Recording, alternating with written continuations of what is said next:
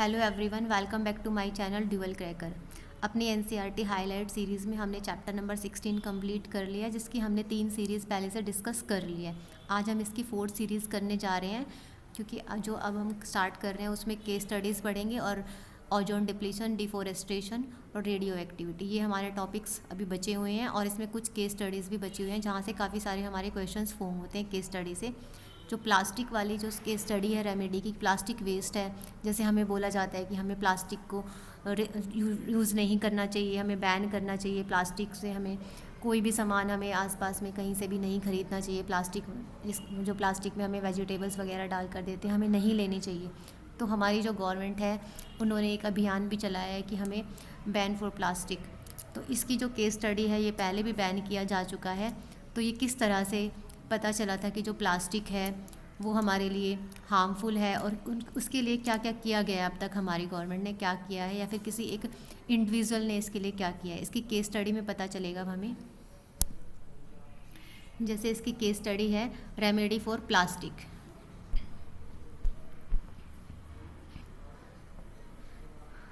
Case study of remedy for plastic waste.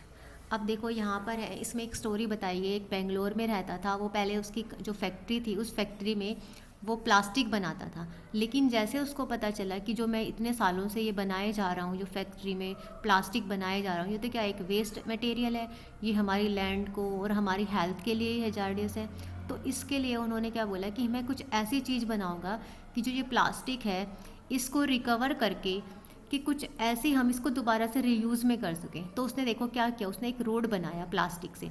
अब इस case study में उसी के बारे में है, हम इसको स्टार्ट कर रहे हैं। A plastic sack manufacture in Bangalore has manage to find the ideal solution to the ever increasing problem of accumulating plastic waste. जो भी प्लास्टिक वेस्ट से जो प्रॉब्लम आ रही थी, तो जो बेंगलोर में रहने वाला एक जो पहले प्लास्टिक बनाता था, तो उसने देखा कि इस प्लास्टिक वेस्ट से तो काफ़ी सारी प्रॉब्लम्स हो रही है, हमारी हेल्थ को इशू हो रहे हैं और जो हमारी नेचर है उसको इफ़ेक्ट कर रही है। उनका नाम था अहमद खान। तो हमारा क्वेश्चन आता है कि जो कौन प्लास्टिक वेस्ट की रेमेडी जो है किसने की, तो वो है अहमद खान। उन्होंने 15 ईयर्स ओल्ड के थे, produce plastic sex for 20 years. उन्होंने जो प्लास्टिक्स है वो कितने साल तक प्रोड्यूस की, 20 सालों तक। लेकिन अबाउट 8 ईयर्स अगो, 8 साल पहले उन्हें रियलाइज़ हुआ कि जो प्लास्टिक वेस्ट है वो इज़ अ रियली प्रॉब्लम। ये रियल में क्या है, एक प्रॉब्लम है। इतने सालों से, 20 सालों से वो प्लास्टिक जो है बना रहा था, लेकिन उनको रियलाइज़ हुआ कि जो मैं बना रहा हूँ ये तो हमारी हेल्थ को नुकसान कर रही है। तो उसने क्या किया, एक पॉली ब्लेंड, एक फ़ाइन पाउडर जो है उसको रिसाइकिल करना शुरू कर दिया प्लास्टिक वेस्ट को।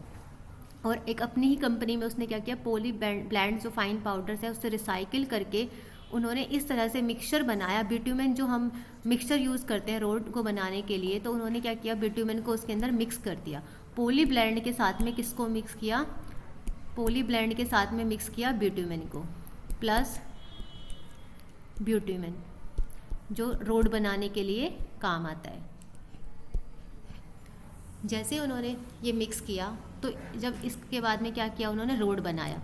और जब देखा कि ये इसके साथ में मिक्स करने के बाद, इन दोनों को मिक्स करने के बाद जैसे ही रोड बना, तो उसकी जो प्रॉपर्टीज़ है वो चेंज हो गई, और रोड की लाइफ भी क्या हो गई, इंक्रीज़ हो गई। जितना पहले रोड टूट जाता था, तो उससे ज़्यादा इस मिक्सचर से जो है रोड टूटना कम हो गया। उसके जो फैक्टर्स है वो 3 टाइम्स अच्छे हो गए। तो जो अहमद खान है वो, उन्होंने कोलैबोरेशन किया आरवी कॉलेज ऑफ इंजीनियरिंग से, जो बेंगलोर सिटी में है। उन्होंने ये प्रूव कर दिया कि हाँ, हम इस वेस्ट से भी क्या कर सकते हैं, बिट्यूमेन के साथ में मिक्स करके एक अच्छा रोड बना सकते हैं, ताकि वो टूटेगा भी नहीं और 3 टाइम्स बेटर होगा पहले वाले रोड से। तो उन्होंने क्या किया, जो रॉ मटेरियल्स थे पॉली ब्लेंड के, जो प्लास्टिक जो फिल्म वेस्ट थे, उनके जो रॉ मटेरियल्स थे वो इकट्ठा करने शुरू कर दिए। और उसकी जो प्राइस है वो 0.40 पर केजी के हिसाब से, जो रैग पिकर्स है, जो भी हमारे आसपास में ये कबाड़ी लेने के लिए आते हैं, उनसे उन्होंने कलेक्ट करना शुरू कर दिया प्लास्टिक वेस्ट। वो घरों में जो रैग पिकर्स है वो जाते हैं, वेस्ट लेकर आते हैं, तो उससे उन्होंने ख़रीदना शुरू कर दिया और उन्होंने उसको रिसाइकिल करना शुरू कर दिया। और जब वो ख़रीदते थे तो उनको ऑफ़र करते थे कि तुम मुझे ये इतने में जो वेस्ट है तुम इतने का ख़रीद के लाओ, 0.40 का, और मैं तुम्हें इसके बदले 6 रुपये दूंगा। तो इस तरह से जो रैग पिकर्स थे वो भी उनके पास जाने लगे, और उनकी जो टेक्निक है वो कामयाब हो गई। और 2002 में उन्होंने 40 किलोमीटर्स जो है रोड बेंगलोर में पहले से ही बना दिया। और अभी भी जो वो रोड है वो भी अभी भी रनिंग में है। प्लास्टिक वेस्ट का बना हुआ बेंगलोर में है, और वो अब तक भी ये वाला काम जो है उनके उसमें चल रहा है। तो इससे क्या हुआ, इस केस स्टडी से पता चला कि हमें जो प्लास्टिक हमारे लिए हानिकारक थी, तो हम उस प्लास्टिक वेस्ट को किसी और चीज़ में भी यूज़ करके जो उसकी फिज़िकल प्रॉपर्टीज़ और केमिकल प्रॉपर्टीज़ को हम चेंज कर सकते हैं। नेक्स्ट है agrochemical and their effects. Agro मतलब एग्रीकल्चर के अंदर जो केमिकल्स होते हैं वो किस तरह से यूज़ किए जाते हैं और उनके क्या इफ़ेक्ट आते हैं। In the wake of green revolution, जैसे ही हरित क्रांति आई, ग्रीन रेवोल्यूशन आया, यानी कि एग्रीकल्चर का सीज़न आया, तो लोग क्या करने लगे, इन ऑर्गेनिक फर्टिलाइजर्स और पेस्टिसाइड्स को यूज़ करने लगे कि भाई हमारी जो क्रॉप प्रोडक्शन है वो अच्छा हो। लोग पेस्टिसाइड्स, हर्बिसाइड्स, फंगिसाइड्स ये यूज़ करने लगे कि भाई हमें तो क्रॉप अच्छी चाहिए, हमारी जो फसल है वो अच्छी नहीं हो पा रही है, उसकी जो क्वांटिटी है वो कम है, तो हमें अपनी क्वांटिटी को बढ़ाने के लिए वो ये सारे जो फर्टिलाइजर्स है यूज़ करने लग गए। लेकिन ऐसा हुआ कि धीरे धीरे जब उन्होंने एक फर्टिलाइजर्स ज़्यादा यूज़ करने शुरू हो गए तो ये टॉक्सिक इफेक्ट देना शुरू हो गए क्रॉप के साथ में। कुछ टाइम तक तो इन्होंने अच्छी प्रोडक्शन दी, लेकिन साथ में ये ह्यूमन की हेल्थ के लिए हजार्डियस होने लग गए, क्योंकि ये फ्रेश वेजिटेबल्स या फिर क्रॉप्स नहीं रही। इम्पोर्टेंट जिसके कंपोनेंट्स है, जो सॉइल का इकोसिस्टम है, उसको डिस्टर्ब करने लग गए, क्योंकि सॉइल के अंदर जितने भी न्यूट्रिएंट्स हैं, इन पेस्टिसाइड्स और फंगिसाइड्स की वजह से वो सारे न्यूट्रिएंट खत्म हो गए। Do you think this can be biomagnified in the terrestrial ecosystem? जो ये टेरेस्ट्रियल इकोसिस्टम है, मतलब जहाँ पे हम रहते हैं, इस तरह का जो इकोसिस्टम है, क्या उसके लिए ये सही था? तो धीरे धीरे जिसकी अमाउंट है केमिकल फर्टिलाइजर्स की, जो हमारा एक्वेटिक सिस्टम है, जो भी वाटर के अंदर एनिमल्स रहते हैं, उनको भी क्या करने लगे, इफ़ेक्ट करने लगे, और यूट्रोफिकेशन होने लगा। मतलब हर एक लेवल पर टॉक्सिक यूट्रोफिकेशन हमने पढ़ा था कि न्यूट्रिएंट्स का जब ये एक्सेस अमाउंट में हो जाता है तो जो एक्वेटिक एनिमल्स हैं इनकी लाइफ डिस्टर्ब हो जाती है, और हर एक नेक्स्ट लेवल पर जो इसकी एनर्जी है वो वेस्ट हो जाती है। यूट्रोफिकेशन में टॉक्सिक इफेक्ट्स जो है ज़्यादा जाता है नेक्स्ट के पास। जैसे अगर सॉइल के अंदर टॉक्सिक इफेक्ट्स हैं, तो सॉइल में से जो क्रॉप होगी, अगर हम क्रॉप को हम खाएंगे, तो उस क्रॉप को अगर एनिमल खाते हैं, तो एनिमल के अंदर जितना सॉइल के अंदर टॉक्सिक था, उससे ज़्यादा किस में जाएगा, एनिमल के अंदर। फिर एनिमल से जो हम डेयरी प्रोडक्ट्स लेते हैं, उससे ज़्यादा इफेक्ट हमारे अंदर जाएगा। तो धीरे धीरे यूट्रोफिकेशन में क्या हुआ, जैसे जैसे एनर्जी लेवल बढ़ता गया, वैसे वैसे टॉक्सिक सब्सटेंस की अमाउंट भी बढ़ती गई। अब उसके बाद है ऑर्गेनिक फार्मिंग। तो इसके लिए फिर ऑर्गेनिक फार्मिंग की गई। इंटीग्रेटेड ऑर्गेनिक फार्मिंग जो है एक साइक्लिकल ज़ीरो वेस्ट प्रोसीजर है। इसमें क्या करते हैं, एक प्रोसेस होती है जिसमें न्यूट्रिएंट्स की साइकिल, जिस तरह से हम करते थे ना कि किस तरह से क्रॉप रोटेशन करना चाहिए, तो इसी तरह से ये ऑर्गेनिक फार्मिंग का कल्चर आया कि एक साइकिल बनाई गई कि अभी अगर अब गेहूं की खेती है, इसके लिए ये वाला न्यूट्रिशन है, तो नेक्स्ट वाली खेती किसकी होनी चाहिए जिससे उसकी न्यूट्रिएंट्स की पूर्ति हो सके। तो इसको बोलता है ऑर्गेनिक फार्मिंग बोला जाता है। इसमें ऑर्गेनिक फार्मिंग में यूटिलाइजेशन ऑफ रिसोर्स जो है मैक्सिमम होता है, एफिशिएंसी प्रोडक्शन बढ़ जाती है। तो इसके लिए एक व्यक्ति है जो है रमेश चंद्र डागर, जो हरियाणा के सोनीपत के रहने वाले किसान हैं। उन्होंने क्या किया, हरियाणा में ये रहते हैं, उन्होंने किया ही इंक्लूड्स बी कीपिंग। उन्होंने बी कीपिंग करनी शुरू कर दी, डेयरी मैनेजमेंट करना शुरू कर दिया, वाटर हार्वेस्टिंग शुरू कर दिया, और कंपोस्ट खाद वगैरह बनाने शुरू कर दिए नेचुरल जो, और एग्रीकल्चर की जो चेन प्रोसेसेस को इंक्रीज़ करना शुरू कर दिया, और इसकी जो इकोनॉमिकल और सस्टेनेबल वेंचर है वो बढ़ता गया। There is no need to use chemical fertilizers for crops. और उसमें देखा उन्होंने कि कोई भी केमिकल फर्टिलाइजर्स यूज़ नहीं किए, जो भी नेचुरल फर्टिलाइजर्स थे वही यूज़ उन्होंने किए। जो डैड और डिके मैटर थे, जो भी उनके वहाँ पर जो वेस्ट प्रोडक्ट्स थे, डैड और डिके मैटर आता था, उसी से उन्होंने मैन्योर फर्टिलाइजर्स बनाने शुरू कर दिए। कोई भी केमिकल ऐड नहीं किया। जो कैटल का एक्सट्रेटा होता है, जो डंग होता है, वो यूज़ कर लिया मैन्योर के लिए। जो क्रॉप का वेस्ट प्रोडक्ट है उसी को कंपोज करके, मतलब उसका खाद बनाना शुरू कर दिया, तो ये नेचुरल फर्टिलाइज़र कहलाया। और इसके बाद उन्होंने देखा नेचुरल गैस बनानी शुरू कर दी। तो इस तरह से ऑर्गेनिक फार्मिंग हुई। ऑर्गेनिक फार्मिंग का मतलब जिसमें कोई भी केमिकल ऐड नहीं होगा। तो इस तरह से जो गवर्नमेंट है वो काफ़ी उनसे खुश हुई, और उन्होंने उनको एक मेंबरशिप भी दी। और अभी भी उनका जो हरियाणा के अंदर है, जो ये डागर हैं, इन्होंने, रमेश चंद्र डागर ने हरियाणा के अंदर किसान वेलफेयर नाम का एक क्लब खोला हुआ है, जिसमें 5000 फार्मर्स जो है उनके साथ में करंट मेंबरशिप में जुड़े हुए हैं। तो ये काम जो है वो अभी भी कर रहे हैं उनके क्लब में। नेक्स्ट है radio active waves. Radio active waves के बारे में सब पहले पढ़ चुके हैं, जैसे अल्ट्रा वायलेट वेव्स है वो किस तरह से हमारी ओजोन डिप्लीशन में कर रही है। तो अब ओजोन का टॉपिक इस रेडियो एक्टिव वेव्स से हम करना शुरू कर रहे हैं। Initially nuclear energy was held as a non polluting way for generating electricity. ठीक है। तो ये पहले जो है हमने देखा था कि जो इनसे क्या होता था कि इलेक्ट्रिसिटी हम जनरेट कर सकते थे, लेकिन बाद में रियलाइज़ हुआ कि जो न्यूक्लियर एनर्जी है ये बहुत ज़्यादा सीरियस प्रॉब्लम लाने लगी है हमारे लिए। इससे काफ़ी सारे एक्सीडेंट होने शुरू हो गए, लीकेज होनी शुरू हो गई है। जैसे इसका एक एग्जाम्पल है 3 माइल आइलैंड का and Chernobyl incidents, and the second is safe disposal of reactivity waste. ये 2 इंसिडेंट हुए। तो हमारा क्वेश्चन यहाँ से आएगा कि कौन कौन से 2 इंसिडेंट हुए हैं। तो हमारे 2 इंसिडेंट अभी तक जो रेडियो एक्टिव में हुए हैं, जो बड़े इंसिडेंट थे वो था 3 माइल आइलैंड वाला आइलैंड चेरनोबिल इंसिडेंट, और दूसरा था डिस्पोजल रेडियो एक्टिव वेस्ट। और इसके अलावा हमारे यहाँ पे भी भोपाल गैस ट्रेजेडी भी हुई थी, तो ये भी एक इंसिडेंट जो है इसके अंदर आ जाता है। रेडिएशन जो है गिवन ऑफ न्यूक्लियर वेस्ट, ये क्या करती है, न्यूक्लियर वेस्ट को डैमेज कर देती है ऑर्गेनिज्म से, और इसके बाद में म्यूटेशन करना शुरू कर देती है हाई रेट पर। और जो हाई डोज होगी तो न्यूक्लियर रेडिएशंस होंगी, इसकी डोज क्या कर दी गई, कम कर दी गई, और ये बहुत सारे डिसऑर्डर हमारे अंदर लेके आने लगे, जैसे कैंसर वगैरह। जैसे कोई भी केमिकल है हम उनको बर्न करेंगे तो इसका इफेक्ट कहाँ आएगा, एयर के अंदर, एनवायरनमेंट के अंदर। जैसे हम सांस लेंगे तो वो कहाँ जाएगा, हमारे अंदर जाएगा।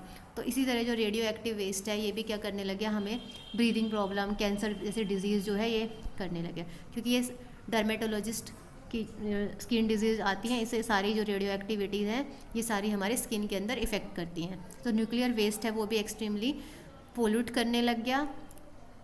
इसके बाद में इन्होंने जो स्टोरेज ऑफ न्यूक्लियर वेस्ट है, ये जो क्या किया था, इसको रिकमेंड करने के लिए जितना भी न्यूक्लियर वेस्ट था उसको इकट्ठा किया। उसके बाद इसको बाहर वेस्ट डिस्पोज करने से पहले इसका ट्रीटमेंट किया गया कि बाहर क्या ना करे, इफ़ेक्ट ना करे। तो लोगों ने क्या किया, इसको पहले दबाना शुरू कर दिया चट्टानों में, रॉक्स में, 500 मीटर डीप के बिलो अर्थ सरफेस में। जैसे ये दबाया तो इसने क्या किया कि वहाँ पर जहाँ पर जिस रॉक के अंदर ये दबाया गया तो वहाँ की जो सॉइल वगैरह थी, रॉक वगैरह, उसको ख़राब करना शुरू कर दिया। उसके बाद में आया ग्रीन हाउस इफ़ेक्ट और ग्लोबल वार्मिंग। जो ग्रीन हाउस है, जो टर्म ग्रीन हाउस इफ़ेक्ट है वो डिराइव्ड करती है green house. Have you ever seen a green house? आपने ग्रीन हाउस के बारे में पढ़ा होगा। It looks like a small glass house. ये एक छोटे ग्लास हाउस की तरह है। इसमें क्या करते हैं, एक ग्लास बना लेते हैं, मतलब एक कांच का वो बना के उसके अंदर हम प्लांट्स लगाना शुरू कर देते हैं। स्पेशली विंटर्स में होता है। और यहाँ पर क्या होता है कि जो ग्लास के पैनल्स है वो लाइट को करते हैं, ट्रैप करते हैं, लाइट को खींच लेते हैं अपनी तरफ, लेकिन उसके अंदर जो हीट है उसको अलाउ नहीं करने देते, उससे बच जाते हैं। जो ग्रीन हाउस है वो धीरे धीरे क्या हो जाता है, गर्म हो जाता है, क्योंकि बाहर यहाँ का जो है बाहर नहीं जाता, अंदर से बाहर की हवा नहीं जाती और बाहर से अंदर की नहीं आती, सिर्फ किसको, ग्लास को वो गर्म करते हैं। Very much like inside a car, जैसे कार के अंदर होता है। हम क्या करते हैं, हम सन के टाइम पे जैसे सनलाइट है तो हम क्या करते हैं, कार की पार्किंग कर देते हैं, लेकिन जैसे हम कार के अंदर जाते हैं तो कार अंदर से गर्म होती है। तो आपने देखा होगा कि जो ग्लास पेन है, जो विंडो पेन है, वो क्या करते हैं, हीट को ट्रैप करते हैं, सनलाइट को ट्रैप करते हैं और अंदर से हीट कर देते हैं। Green house effect is a naturally occurring phenomena.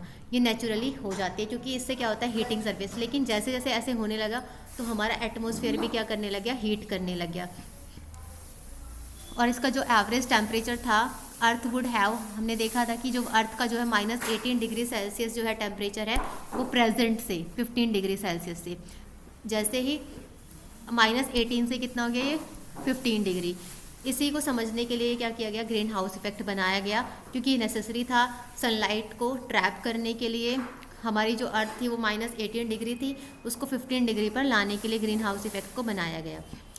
उसके बाद जो कुछ क्लाउड्स और गैसेज है वो रिफ्लेक्ट होने लगी 1/4 of the incoming solar radiation से, और ये धीरे धीरे क्या करने लगी, इसकी जो सोलर रेडिएशन है इसको एब्जॉर्व करने लगी जैसे जैसे अर्थ पर आती थी, और कुछ प्रोपोर्शन में ये वापस हो, कुछ जो है अर्थ ने एब्जॉर्व कर ली और कुछ इसको बाहर चली गई।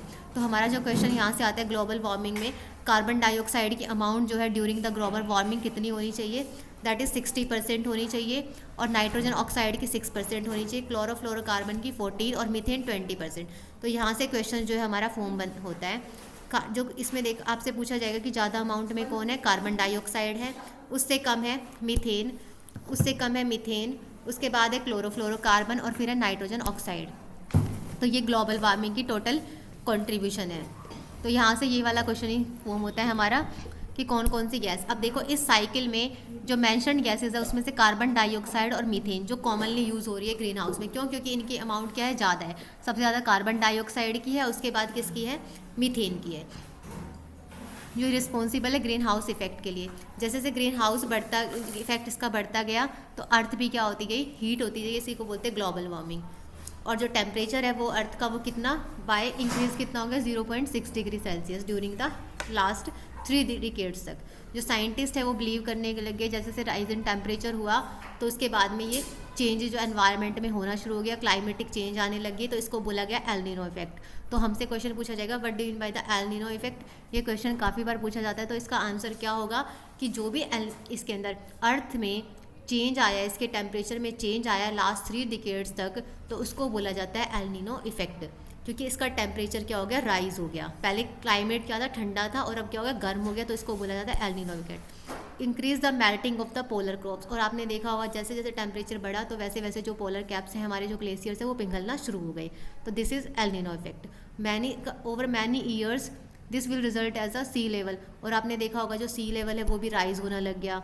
कोस्टल एरियाज़ में पानी के जो है राइज होने लगे, क्योंकि इससे ग्लोबल इफेक्ट आने लग गया, तो पानी जो है भाप बन के ऊपर जाना शुरू हो गया। Total spectrum of the change and global warming can bring about it subject, it is under active research. और अभी भी एक इसके अंदर है, रिसर्च के अंदर है, how we can control global warming. लेकिन इससे क्या हुआ, जिसको पहले तो हमने क्या किया, ग्रीन हाउस इफेक्ट कराया, उसके बाद में जब ये ग्लोबल वार्मिंग हो गई, हमारे डेंजरस हो गई, तो इसके लिए क्या किया गया, इसके लिए जो कटिंग डाउन ऑफ जो फॉसिल फ्यूल है या फिर जो एनर्जी यूजेस है, डिफोरेस्टेशन को कम किया गया, पेड़ पौधे लगाए गए, धीरे धीरे ह्यूमन ग्रोथ, पॉपुलेशन है उनको स्लो कम किया गया। क्योंकि जो ग्लोबल वार्मिंग है वो जो हम भी नेचुरल तरीके से हम कुछ भी पेड़ पौधों को काटने लग रहे हैं, इस तरह से डिफोरेस्टेशन हो रहा है, तो इसको हटाया गया ताकि ग्लोबल वार्मिंग कम हो जाए। क्योंकि ये ग्रीन हाउस इफेक्ट की वजह से क्या हो गई थी, ग्लोबल वार्मिंग शुरू हो गई थी। क्योंकि अर्थ ने कुछ रेडिएशंस को तो एब्जॉर्व कर लिया था और कुछ को रिफ्लेक्ट कर लिया, जैसे ही वो रिफ्लेक्ट किया तभी क्या हो गई, ग्लोबल वार्मिंग शुरू हो गई। उसके बाद आता है ओजोन डिप्लीशन। और जो सबसे पहले क्वेश्चन ये आता है, ओजोन डिप्लीशन है वो कौन सी लेयर में होती है एटमॉस्फेयर में, तो किस में होगी, वो स्ट्रेटोस्फेयर में। हमारा क्वेश्चन यहीं से फॉर्म होता है पहला। अब जो है ओजोन है उसके भी 2 जोन होते हैं, एक बैड जोन होता है और एक गुड जोन होता है। तो अब क्वेश्चन आएगा बैड जोन कौन सा है, बैड जोन कौन सा होगा, ट्रोपोस्फेयर होगा, क्योंकि ये प्लांट्स और एनिमल्स को हार्म करता है, इसलिए बैड जोन है। गुड जोन कौन सा होता है, जो एटमॉस्फेयर का अपर पार्ट होता है, स्ट्रेटोस्फेयर। क्यों? क्योंकि शील्ड की तरह काम करता है। तो 2 क्वेश्चन हमारे यहीं से फॉर्म हो गए, बैड जोन और गुड जोन। तो बैड जोन कौन सा है, ट्रोपोस्फेयर, जो जहाँ पर हम रहते हैं ट्रोपोस्फेयर में, क्योंकि ये हमारे प्लांट्स और एनिमल्स को हार्म करते हैं। अगर प्लांट्स और एनिमल्स को हार्म करेंगे तो साथ में हमें भी हार्म करेंगे। और गुड जोन इसलिए है क्योंकि ये यूवी रेज को आने से बचाता है। तो कहाँ पर है, अपर पार्ट में।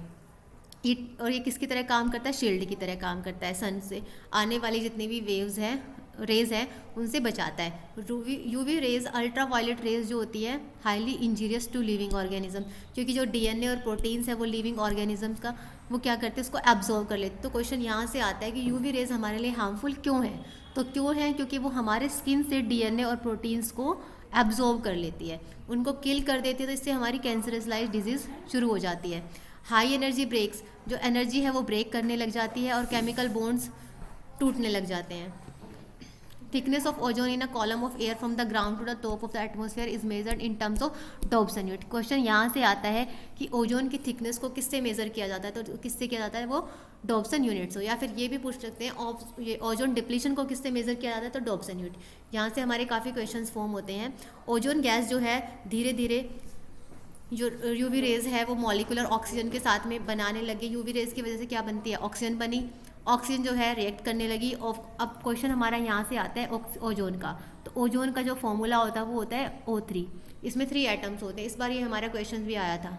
Ozone gas is continuously formed by action of the UV rays on molecular oxygen, also degraded into molecular oxygen in the stratosphere. अब देखो, अब ये पूछा गया है कि जो ओजोन है उसका फॉर्मेशन कैसे हुआ। इसने क्या किया, जैसे जैसे यूवी रेज जो है नीचे, यूवी रेज का जो है ब्रेक डाउन हो गया, क्योंकि जो मीथेन वगैरह और ये सारी जो गैसेज है, हाइड्रोजन गैसेज जो आपस में रिएक्ट करने लगी, उन्होंने यूवी रेज को नीचे आने से रोक दिया। क्यों? क्योंकि किसका, जैसे ही इनको ये रिएक्शन हुआ तो O3 बन गई, ओजोन गैस बन गई, और इसकी है हमारी अर्थ पर आने से बच गई, जो शील्ड का काम कर रही है। अब ये क्या है, हमारे इसमें प्रोडक्शन और जो डिग्रेडेशन है वो हमारा बैलेंस होना चाहिए स्ट्रेटोस्फेयर में, जिससे हमारी यूवी रेज जो है नहीं आ सके और हमारी ओजोन जो है डिप्लीशन का काम कर सके। लेकिन हमारी ओजोन डिग्रेडेशन जो है अब होने लग रही है, क्योंकि जो क्लोरोफ्लोरोकार्बन्स होते हैं जिसको हम CFC बोलते हैं, जो हमारे रेफ्रिजरेटर से लार्ज अमाउंट में रिलीज़ होती हैं, तो ये क्या करती है, धीरे धीरे एटमॉस्फेयर में ऊपर की तरफ जाती है, स्ट्रेटोस्फेयर में पहुंच जाती है। तो ये किस तरह से काम करते हैं, ये क्लोरीन एटम्स रिलीज़ करना शुरू कर देती है। जैसे जैसे क्लोरीन जो है डिग्रेड होने शुरू हो जाएंगे, तो ओजोन जो है वो रिलीज़ होना शुरू हो जाएगी और ऑक्सीजन के साथ में मिलना शुरू हो जाएगी, और जो एक कैटलिस्ट की तरह काम करेगी। और जो है पूरी तरह से जो क्लोरीन है वो are not consumed in the reaction में कंज्यूम नहीं हो पाएगी। इसलिए जो क्लोरोफ्लोरोकार्बन्स है वो स्ट्रेटोस्फीयर में क्या करेंगे, परमानेंटली इफेक्ट छोड़ देंगे अपना, और ओजोन में होल होना शुरू हो गया है। ये सबको पता है कि ओजोन में जो है होल होने लग गया है, क्योंकि अंटार्कटिक रीजन में डिप्लीशन जो है मार्क किया गया है, ओजोन डिप्लीशन। ये ओजोन लेयर को पतला करना शुरू कर रहा है, इसको बोला जाता है ओजोन होल। जो यूवी रेज है, अब क्वेश्चन यहाँ से आता है, यूवी रेज की वेवलेंथ जो है कम होती है as compare to UV B rays, क्योंकि अब्जॉर्ब की जाती है अर्थ के एटमॉस्फेयर से, given that ozone layer is intact. UV B क्या करती है, डैमेज करती है DNA को और म्यूटेशन आ जाती है इनको। It causes ageing of skin की एजिंग में हमारी स्किन के सेल्स को डैमेज करती है और वेरियस टाइप्स के कैंसर्स करते हैं। ह्यूमन आई की जो कोरोनिया है उसको इफेक्ट करती है। हाई डोज ऑफ यूवीबी जो है इन कोरोनिया को इन्फ्लेमेट करना शुरू हो जाते हैं, जिसको बोलते हैं स्लो ब्लाइंडनेस। तो क्वेश्चन हमारा यहाँ से आता है, स्लो ब्लाइंडनेस किसकी वजह से होती है, तो यूवीबी रेज होती है उसकी वजह से। अगर हाई डोज हो जाती है तो उसकी वजह से हमारे जो कॉर्निया है उसकी इन्फ्लेमेशन शुरू हो जाती है, that is known as snow blindness. जैसे कैटरेक्ट, ये कोरोनिया हमारी कॉर्निया को परमानेंटली डैमेज कर देती है। इसी के बाद में जो ओजोन डिप्लीशन होने के बाद एक इंटरनेशनल ट्रीटी हुई जिसको बोला गया मॉनिटरी प्रोटोकॉल 1987 में। तो आपसे पूछा जाता है कि जो इंटरनेशनल ट्रीटी है मॉनिटरी प्रोटोकॉल कब हुई थी, कब साइंड हुई थी, तो वो कब हुई थी, कनाडा में हुई थी और 1987 में हुई थी। लेकिन वो जो हमारे इफेक्ट में कब आई थी, तो वो 1989 में आई थी। तो क्वेश्चन यहाँ से पूछा गया, अगर इफेक्ट में कब आई तो हमारा आंसर होगा 1989, लेकिन इसकी ट्रीटी कब हुई, तो ट्रीटी कब हुई थी 1987 में। तो जो एमिशन था ओजोन डिप्लीशन का वो धीरे धीरे क्या हुआ, कम होना शुरू हो गया, क्योंकि ये ट्रीटी हो गई कि हम किस तरह से हम ओजोन को बचा सकते हैं क्लोरोफ्लोरोकार्बन वगैरह और इनका सबका कम यूज़ करके, जिस तरह से।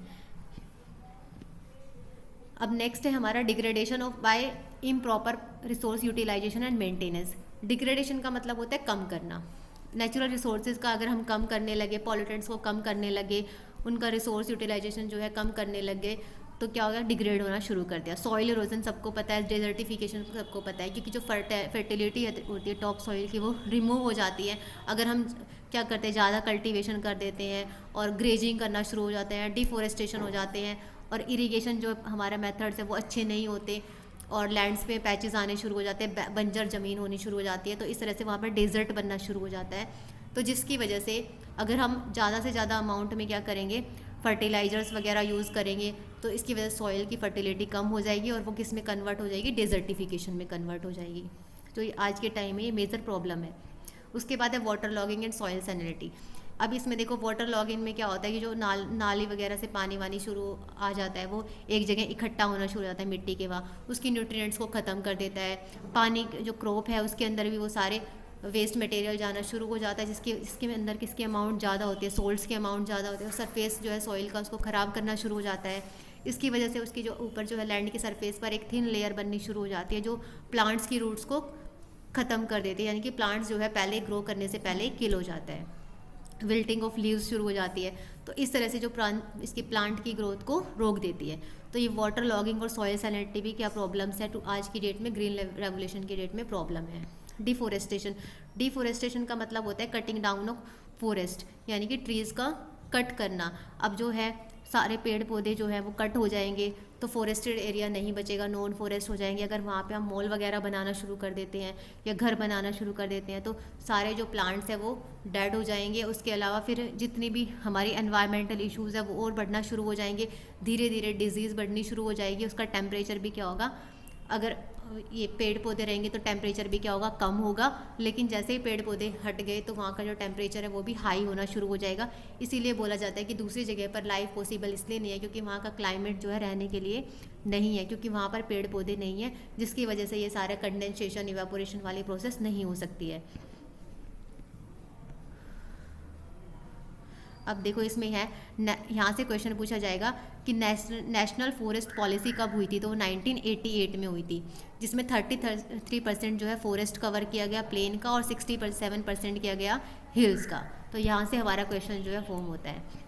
उसके बाद है डिफॉरेस्टेशन कैसे हुआ, तो ह्यूमन एक्टिविटीज़ ने कंट्रीब्यूट करना शुरू कर दिया। ह्यूमन एक्टिविटीज़ में क्या होगा कि जैसे जैसे पॉपुलेशन हमारी बढ़ती गई, हमारी नीड्स भी बढ़ती गई, हमने लकड़ियों, जंगलों को, इनको पशुओं का और इन सब चीज़ों की अमाउंट भी हमारे लिए बढ़ती गई। इसके लिए एक कल्टीवेशन आया है, सबको पता है, स्लैश एंड बर्न कल्टीवेशन, जिसको नाम दिया गया है झूम कल्टीवेशन से।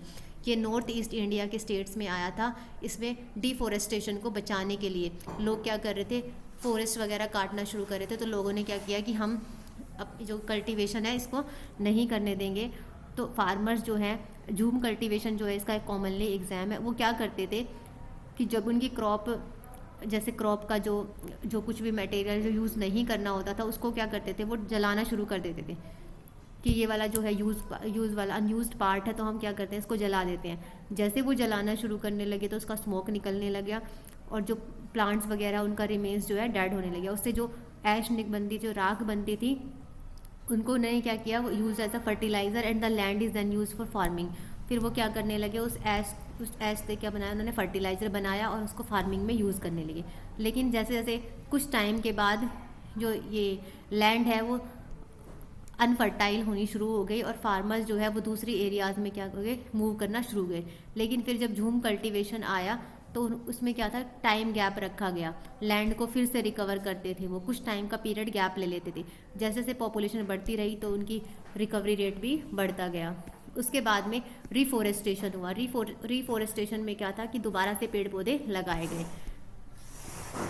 अब उसके बाद में कंजर्वेशन फॉरेस्ट को बचाने के लिए एक इसमें केस स्टडी की गई कि जो राजा थे जोधपुर के, राजस्थान में, उन्होंने वो लकड़ियों को अरेंज करना शुरू करके नई जगह महल बनवाना चाहते थे। तो वहाँ के आसपास के लोग थे, बिश्नोई आंदोलन के नाम से जाना जाता है। अब उन्होंने क्या बोला कि हम जो है इन पेड़ों को नहीं काटने देंगे, राजा को महल नहीं बनाने देंगे। उन्होंने क्या किया, उनमें से एक अमृता देवी थी, उन्होंने बिश्नोई वुमेन थी, उनका नाम था अमृता देवी। वो अपने आप को पेड़ों के साथ में, मतलब उसने अपने आप को हक कर दिया, ऐसे पेड़ को जकड़ लिया और कहा कि हम इस पेड़ को नहीं काटने देंगे, चाहे आप मुझे काट दो। तो जो राजा के सैनिक थे उन्होंने क्या किया, उस औरत को मार दिया, काट दिया। पेड़ को काटने के लिए उसने बोला कि पहले अगर पेड़ को काटना है तो पहले मुझे काटना होगा। वो पेड़ के साथ में चिपक गई, तो इसलिए उसकी डेथ हो गई। और तब से जो फॉरेस्ट की रक्षा कर रहे हैं वहाँ उनको जो है अमृता देवी के नाम से प्राइज़ भी देने लग गए लोग। तो ये वाइल्ड प्रोटेक्शन एक्ट जो है किसके नाम से जाना गया, Amrita Devi Bishnoi wild protection act जो है, आज भी वहाँ पे एक कम्युनिटी बनी हुई है जो ये सारा काम कर रही है। उसके बाद आया चिपको मूवमेंट, जो गढ़वाल में आया था, हिमालय में 1974 में। वहाँ के भी जो लोकल लोग थे उन्होंने भी क्या किया, अपने वहाँ पर जो भी उनको पेड़ को काटने के लिए आते थे वो वहाँ से चिपकने लग गए, मतलब अपने आप पेड़ को पकड़ के खड़े होने लग गए। तो इस तरह के कुछ इतने सारे मूवमेंट जो है हमारे यहाँ पे चले हैं। उसके अलावा जो है गवर्नमेंट ऑफ इंडिया ने 1918 में इंट्रोड्यूस किया था जॉइंट फॉरेस्ट मैनेजमेंट एक्ट, जो क्लोजली रिलेटेड था हमारी लोकल कम्युनिटीज़ से और हमारे फॉरेस्ट को मैनेज करने के लिए। तो इस तरह के बेनिफिट्स है जो हमारी गवर्नमेंट ने किए और ये सारे एक्ट जो है हमारे उसमें गए। इसके बाद जो ये समरी है, इस समरी में भी जो भी हमने ये सारा सब कुछ किया है, इसके बाद में ये किया गया। तो अब चलो